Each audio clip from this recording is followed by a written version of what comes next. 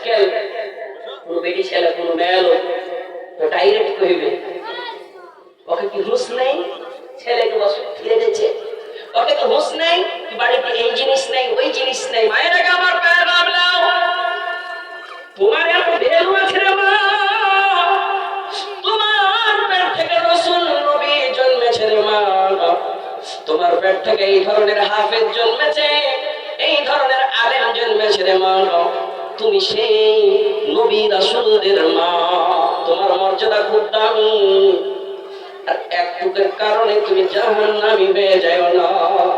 কেননা রাসূল জান্নাত দেখেছেন, জাহান্নাম দেখেছেন, দেখার পরে দেখতে পেলেন জাহান্নামী আকসিরু আকসারা মিন আহলি করেছিলকে হযরত আলী বলছে স্বামীজান কোথায় চলে যাচ্ছেন, আপনার রব কি আপনাকে আদেশ করেছে নাকি? বলে এটাই মনে করে নাও, এটাই মনে করে নাও, আর কোনো কথা শুনে না।